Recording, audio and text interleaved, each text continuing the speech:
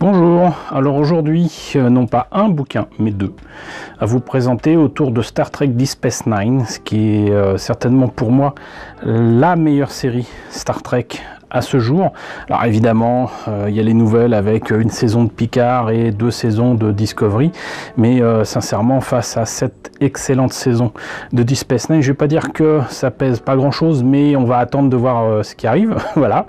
Puis mine de rien, c'est une série qui a presque 30 ans et qui reste certainement donc le meilleur titre de Star Trek à bien des niveaux, au niveau des scénarios, au niveau du rapport avec les personnages, l'évolution de ces personnages, et on est bien au-delà de ce qu'on a pu voir dans Next Generation ou même dans Voyager.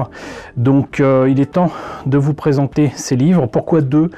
Déjà parce qu'il y a le making of, ensuite il y a le technical manual, et ça me permettra surtout de remettre un petit peu en lumière le fait que les bouquins que je vous ai présentés ces derniers temps autour de Star Trek, autour uniquement des vaisseaux, étaient franchement beaucoup plus intéressants pour moi par rapport à mon centre d'intérêt qui reste justement, j'allais dire, le méca design et les vaisseaux spatiaux ou même les props, que ces livres-là, qui sont bien, hein, qui sont très bien, mais qui contiennent au final assez peu de pages qui m'intéressent en termes d'information et surtout d'iconographie. Donc nous avons deux livres relativement différents l'un de l'autre. Celui-ci est pas super épais, donc le Technical Manual, ça existe depuis très longtemps autour de Star Trek. C'est essentiellement des dessins qui donnent des détails sur la forme de certaines choses qu'on voit peut-être à peine à la télévision. C'était encore plus vrai quand la télévision n'avait pas la résolution qu'on lui connaît maintenant. On est habitué à voir des écrans HD, des images absolument magnifiques. C'était pas le cas dans les années 60, 70 ou même 80. Voilà. Et là donc on a ce livre qui date, que je vous dise pas de bêtises, de 98, donc il doit faire le tour logiquement de la totalité de la série. Voilà, et qui était vendu à l'époque 24 $ aux États-Unis. Je ne l'ai pas payé ce prix-là. Et là donc le making of. Donc pour poser un regard sur les coulisses, hein, tout ce qui se passe derrière la réalisation, la production de cette série. Et là par contre c'est un peu plus vieux, 1994, et visiblement le bouquin était à 12 livres 99, je ne pense pas l'avoir acheté non plus à ce prix là. Je ne sais plus si ça fait partie des bouquins que j'ai achetés en Belgique, à Bruxelles, là où il y a tous les bouquinistes, des vrais bouquinistes, pas très loin de la station Bourse. Je sais pas si j'ai acheté ça sur le net, en tout cas je les ai pas achetés à ce prix là, c'est sûr. Donc par quoi commencer? Peut-être le Technical Manual. Alors pour ce Technical Manual ont participé à ce livre, à ces illustrations, Herman Zimmerman, Rick Sternbach et Doug Drexler, mais c'est normal puisque c'est eux qui ont non seulement designé tout ça, mais leur ont donné corps souvent. Ils ne se contentaient pas de faire le design, ils mettaient la main à la pâte bien souvent. Et une introduction de Ira Steven Behr, si je me rappelle bien, c'est le producteur de la série. Mais bon, je ne suis pas spécialiste de ce genre de choses. Voilà, donc 1998, introduction de l'auteur, Deep Space Nine, donc ça commence bien déjà avec un petit logo. Donc la situation, ça expose vraiment les choses comme si c'était vrai, entre guillemets. Donc là où on trouve Deep Space Nine, le système Bajoran, parce qu'en plus la station se déplace, elle est au départ autour de Bajor et ensuite va un peu plus loin pour aller à la rencontre de cette anomalie spatiale qui va leur permettre d'aller à un autre coin de la galaxie. Voilà, le wormhole, trou de verre, en français ça fait vraiment bizarre. Le trou de verre et les prophètes qui vivent en dehors de l'espace et du temps, donc du coup ils perçoivent pas les choses comme nous. Il n'y a pas de linéarité dans leur existence. Du coup ils ont influencé Bajor Et il les considère comme des dieux, les entités qui sont dans ce trou de verre, et ce trou de verre est très certainement artificiel et certainement pas naturel, entre guillemets. Donc sinon, les Cardassians, évolution des Cardassians tels qu'on les voit la première fois dans Next Generation, et ensuite les costumes tels qu'on les voit à partir de Deep Space Nine. Le Galor Class, qu'on va voir plusieurs fois, on le voit même dans Voyager au début. Les flingues Cardassians. Donc la station Deep Space Nine, pour ceux qui ne le savent pas, en fait a été abandonnée par les Cardassiens. Et ils n'en avaient plus utilité. Et donc du coup, ça a été pris en main par la Fédération, à la demande de Bajor, qui a demandé d'ailleurs, du coup, à faire l'intermédiaire, si vous voulez. Donc c'est une technologie bajorane, sous contrôle de la Fédération et de Bajor. Hop, là c'est marrant parce que c'est une photo de Paris. Si la Tour Eiffel vous avait pas donné l'information, mais ce que je trouve super rigolo surtout, c'est que là il y a encore un métro. Je pense que là ça doit pas être très très loin du 15e ou du 13e arrondissement. En tout cas ça passe au-dessus de la Seine, mais surtout le métro là, bon il est un peu bizarre, mais surtout il a les couleurs du métro de la ligne 6. Ou la ligne 2, la ligne 6 je crois, des années 80-90 quoi. Et c'est vraiment marrant. D'ailleurs c'est marrant parce qu'en fait soit ça se passe, si je me trompe pas, à San Francisco, là où il y a les quartiers de Starfleet, soit ça se passe à Paris, là où se trouve a priori le siège de la Fédération. C'est quand même fou. C'est-à-dire que d'habitude ils ont tendance à placer les choses aux États-Unis, voilà, pour faire plaisir à ceux qui pensent que les États-Unis c'est le centre du monde et de l'univers. Et là ils ont un petit peu poussé les choses, et dans les films et dans les séries, petit à petit, ils se sont dit il n'y a pas de raison que ça soit que là. Donc du coup, on se retrouve avec des quartiers intéressants et quelques épisodes qui se passent a priori à Paris.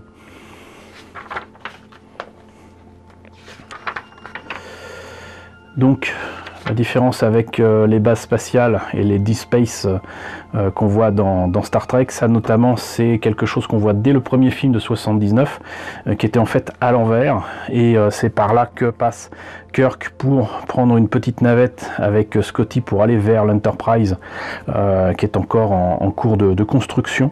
Et après ils ont inversé la station pour l'utiliser dans Star Trek 2. On la voit dans pratiquement tous les films, dans énormément d'épisodes de Next Generation. C'est un modèle de tournage qui a été réutilisé à l'envi, et même dans Deep Space Nine. Donc d'ailleurs, si je me rappelle bien, le nom de la station au départ, bien évidemment, n'est pas Deep Space Nine, mais Terracnor. Voilà, donc vous voyez plein de petits dessins très intéressants quand on s'intéresse vraiment en détail à cette série. Ça doit être super pour les rôlistes.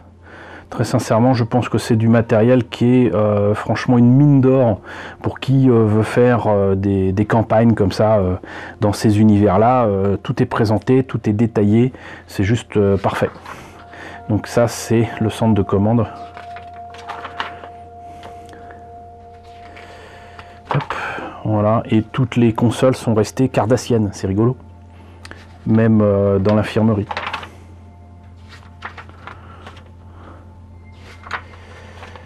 Alors là, carrément l'ordinateur, les moyens d'accès personnel, donc les datapads, les trucs. Alors ça, je sais plus, oui, c'est cardassien, ça c'est pour Starfleet. Ferengi, on dirait un jeu vidéo, un jeu électronique, je sais plus comment ça s'appelait, ça se trouve c'est tiré de là. Ça c'est des pads Klingon. Donc en plus, comme il y a le passage de nombreuses espèces et races qu'on connaît ou qu'on ne connaît pas sur Deep Space Nine, c'est aussi le moyen d'avoir un mélange. Il n'y a pas que du Starfleet. Hop, ça c'est de là qui tirent leur énergie.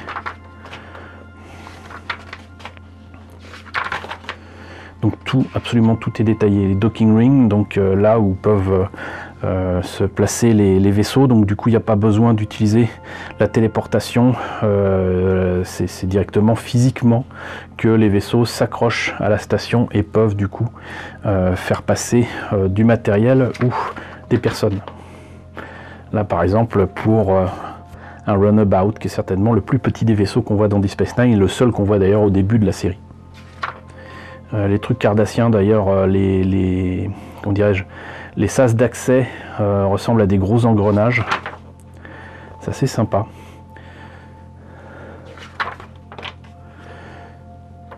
Là encore plein de panneaux, là, vous voyez ça, franchement vous scannez ça, vous mettez ça sur des décalcos, des autocollants, sur des dioramas ou quoi que ce soit en rapport avec Star Trek, c'est juste parfait quoi.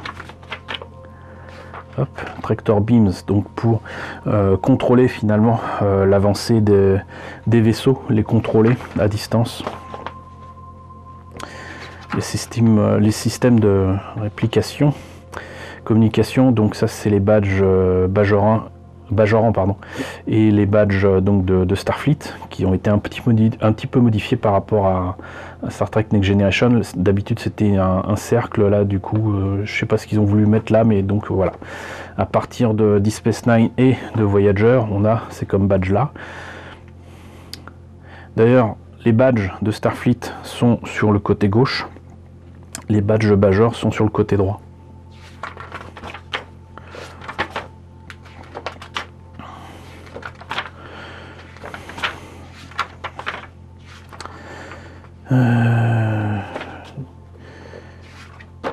Donc ça je vous avais montré les tricorders et là vous voyez bien que ça c'est juste parfait. Pareil, si vous fabriquez le tricorder vous-même, vous voulez modifier le jouet, vous scannez ça, vous vous arrangez pour l'imprimer et vous avez un tricorder Deep Space Nine, même si visiblement il est un peu plus carré que dans mes souvenirs. Tricorder Bajoran, tricorder cardassien, alors là il y a intérêt à avoir des muscles hein. Hop, Tactical System, alors ça c'est des armes, je sais plus si on les voit que dans l'épisode où il y a l'attaque des Klingons, mais ils sont vachement utilisés. Ça c'est les barres de phaser qu'on voit notamment dans tous les vaisseaux à partir de Next Generation. Les torpilles à photons, les fameuses armes de Starfleet qui évoluent avec le temps. C'est marrant, ça me fait penser à un flingue de Big Jim. Voilà, pareil, vous avez l'intérieur de l'arme, ça c'est les armes Bajoran, les armes Klingon, les armes cardassiennes, il n'y a pas de raison, les Jem'Hadar, et ça c'est Deflector Shield. Hop. Système environnementaux, je dis ça super mal. Donc ça c'est Personal Support System, Security Facilities, donc c'est les bureaux de haut dos. Voilà. Un turbolift.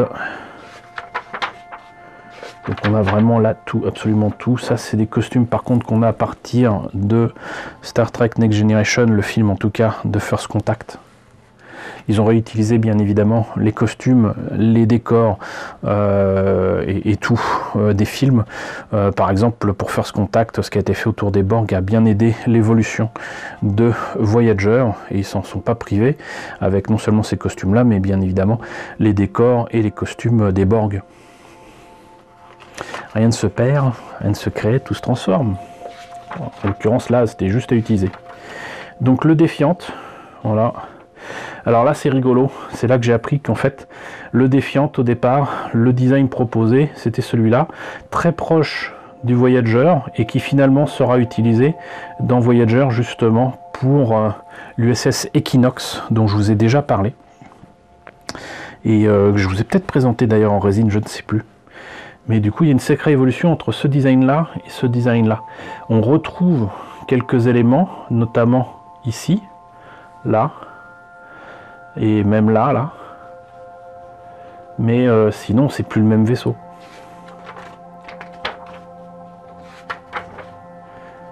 D'ailleurs là pareil, hein, les décors ici ont été en partie recyclés pour Enterprise, hein, très clairement là la salle du fond là, moi je l'ai reconnu immédiatement dans Enterprise. Là pareil, les panneaux là, c'est parfait. Les okudagrammes. Okudagramme parce qu'en fait ça vient du nom de la personne qui a développé ces graphiques, qui les a mis sur finalement des vitres rétro-éclairées, et ça permettait de les imprimer assez rapidement, de changer ça très facilement pour chaque scène. C'était pas forcément interactif, ça finit par l'être avec des incrustations dans les épisodes les plus récents de Voyager et de Deep Space Nine, mais au départ bah, évidemment c'était fixe, mais c'était quand même vachement pratique, et il s'appelle Michael Okuda.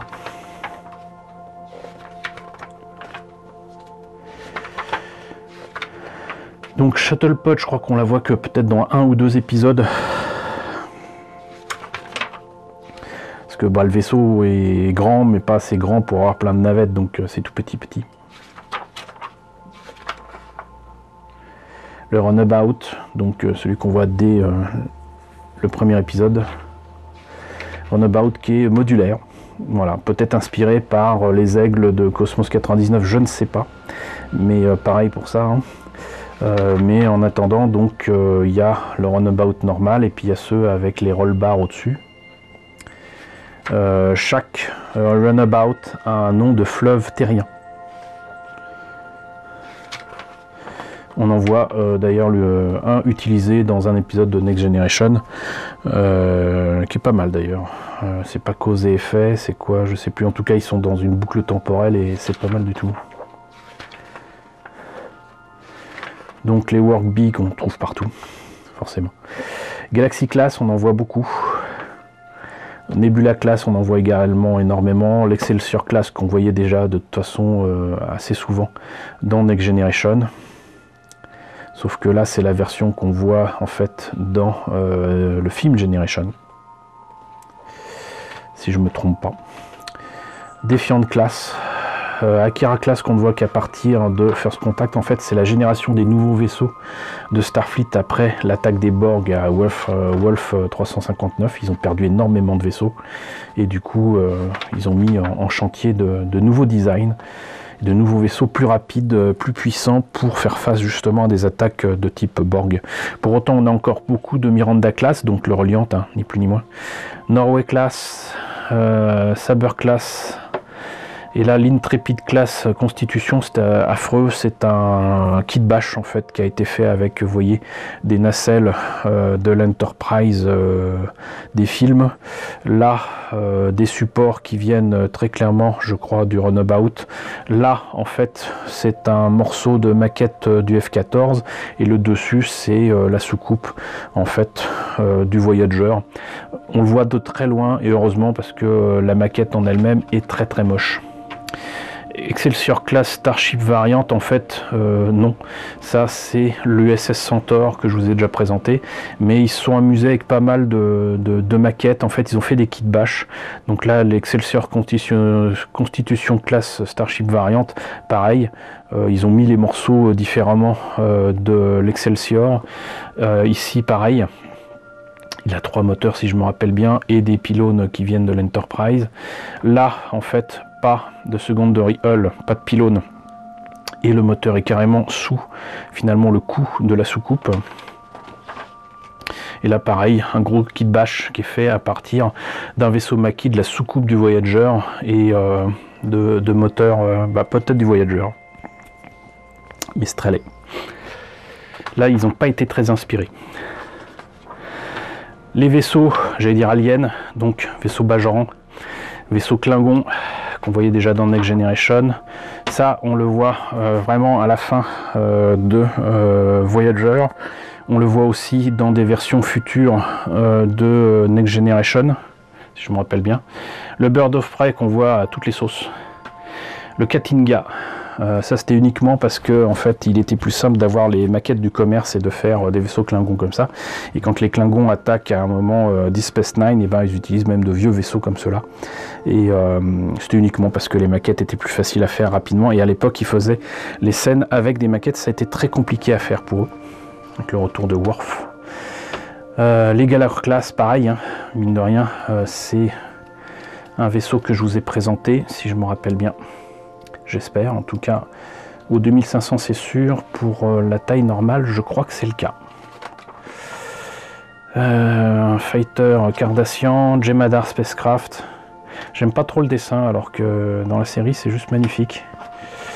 Le Jem'Hadar Attack Ship, je l'ai en résine, il faudra que je vous montre un jour, mais n'espérez pas que je vous dise du bien de ce truc, c'est malheureusement une maquette Warp.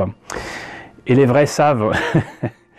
Romulan Spacecraft, en fait, donc c'est un Bird of Prey romulien, et je vous l'ai pas encore présenté, il faut que je le fasse, il faut juste que je retrouve d'autres morceaux, parce que en fait la maquette n'était pas vendue seule. Et une navette romulienne qu'on voit dans un épisode. Voilà. Et à la fin, on a de très grandes illustrations avec des coupes de la station.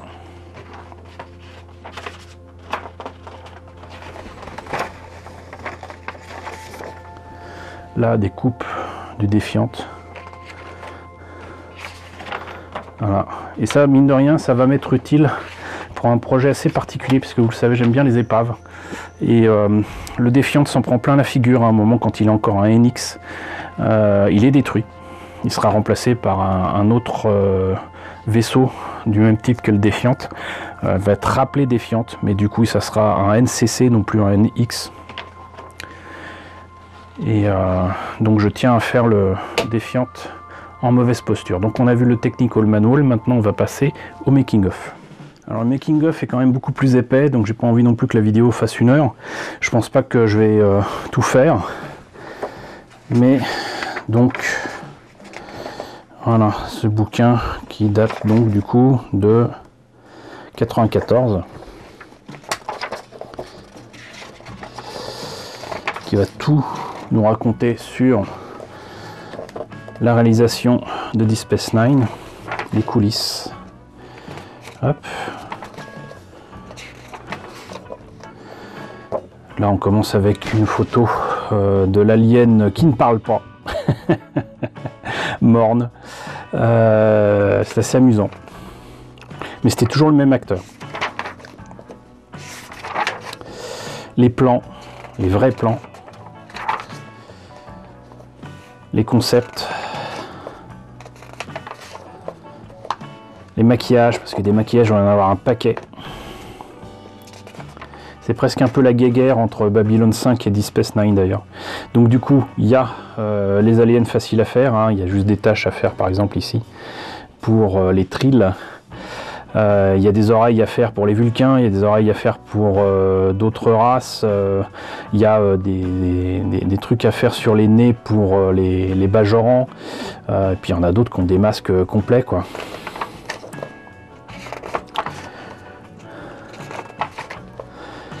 Donc la reprise d'un vieux design qu'on avait déjà vu dans Star Trek, la série originale, avec l'échiquier. Ça, ça c'est... comment on dit déjà?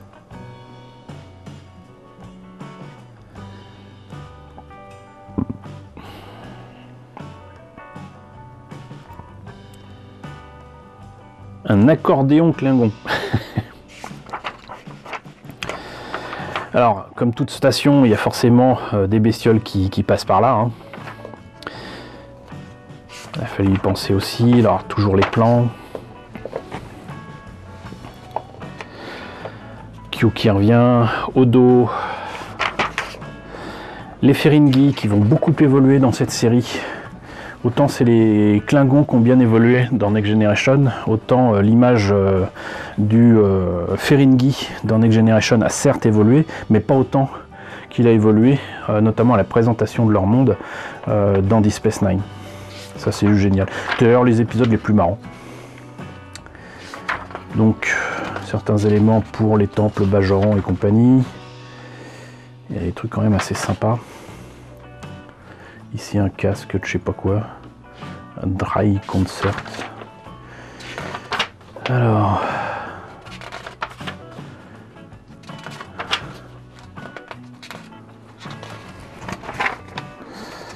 Stage Makers, donc ceux qui ont fabriqué les lieux de tournage.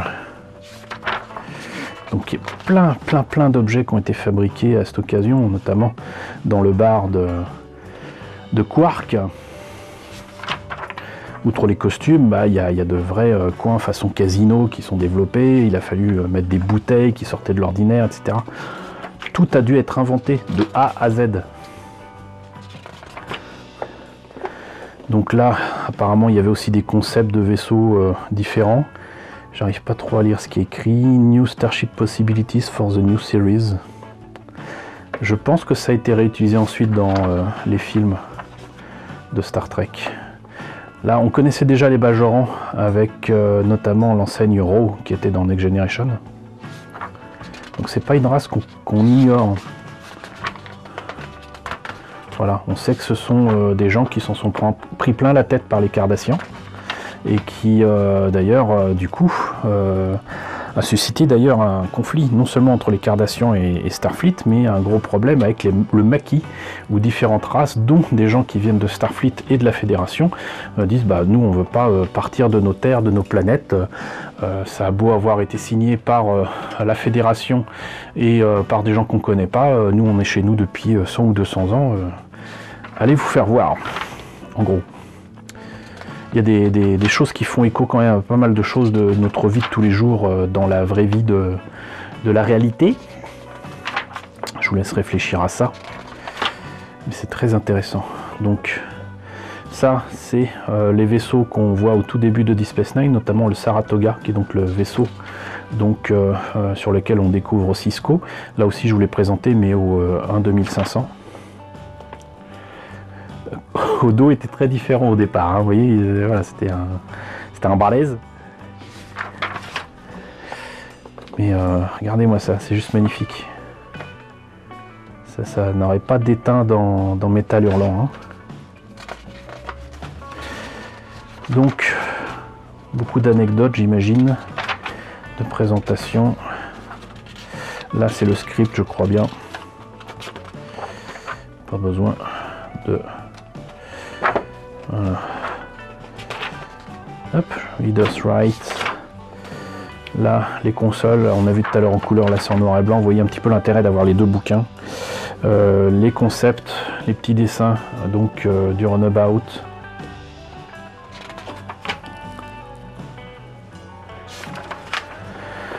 Hop. Alors. J'espère ne rien rater.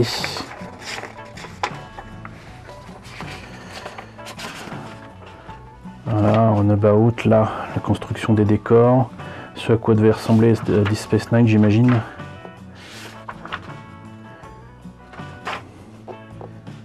Là, des concepts sur ordinateur. Je rappelle que là, on est début des années 90, donc c'est de la sculpture virtuelle de presque 30 ans.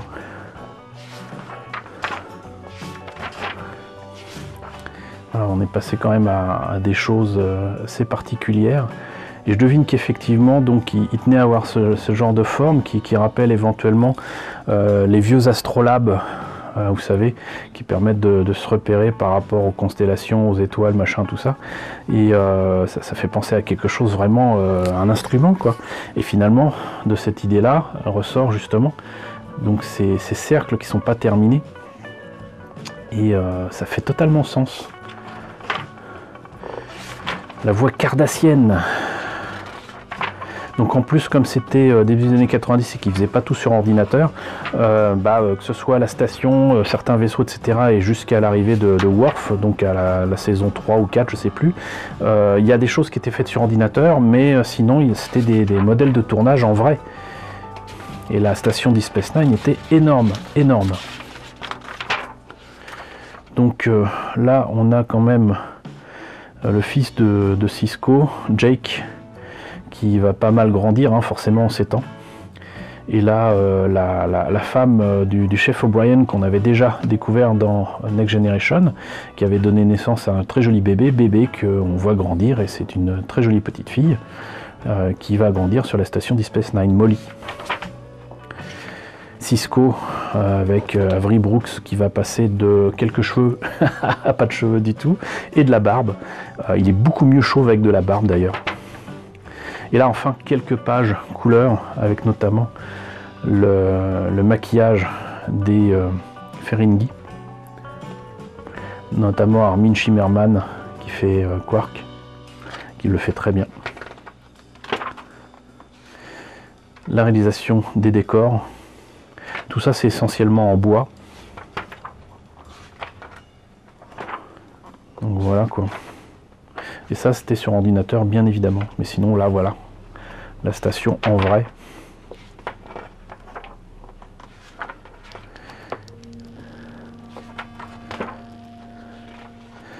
Alors un personnage qui est génial, qui est Gueule de Cat par Marc Alaimo. Et ce personnage est juste génial, sauf à partir de la dernière saison, mais franchement je l'adore. C'est un méchant qu'on aime et aimer, voilà. On adore détester, je sais plus comment on dit. Donc ça c'était les rares pages couleurs de ce bouquin. Après tu as la présentation de tous les acteurs. Et il y en a un paquet qui vont passer par là. Je crois qu'on va, voilà, je parlais de trucs faits sur ordinateur là. Là il y a un cube board pour le premier épisode. Le Saratoga. Ils vont faire exploser des vaisseaux. D'ailleurs, en fait, on voit la bataille de Wolf 359. Et voilà. Visual Effects Supervisor, on Camera Operators et Motion Controls pour contrôler en fait les maquettes et faire les choses correctement. Si je me rappelle bien, c'était fait chez ILM, Industrial Light and Magic. Donc là,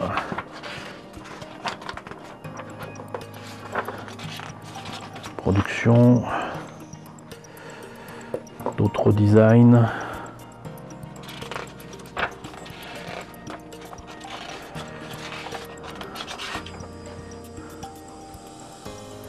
Et voilà, je crois qu'on a fait le tour, j'espère n'avoir rien raté. Donc bah écoutez, c'était 2 gros pavés autour de Star Trek, le Technical Manual et le Making of.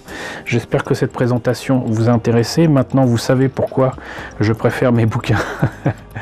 Mes bouquins donc de Eaglemoss autour des vaisseaux. Il y a des photos des modèles de tournage quand ils existaient, des photos de partout et même des saisies, j'allais dire d'écran. Lapsus révélateur. Très intéressant. Là vous voyez que les documents sont quand même assez rares, les informations sont intéressantes mais les documents utilisables pour moi sont assez rares, donc voilà, vous savez tout, mais en attendant moi je suis bien content de les avoir et ça m'a appris beaucoup, en tout cas il y a 15-20 ans. Donc bah écoutez, encore une fois j'espère que ça vous a intéressé, n'hésitez pas à me dire ce qu'il en est dans la section commentaires, n'hésitez pas à liker, n'hésitez pas à partager, n'hésitez pas à vous abonner si ce n'est pas déjà le cas. Coucou aux nombreux abonnés qui nous ont rejoints ces derniers temps, bienvenue ici. Coucou aux grands anciens qui me suivent depuis plus de 4 ans. Merci à tous de votre fidélité, merci à tous de votre soutien sur Tipeee et sur Paypal. Surtout prenez soin de vous. Je vous laisse avec la liste des contributeurs de la chaîne et je vous dis donc à très bientôt pour la présentation d'un nouveau bouquin.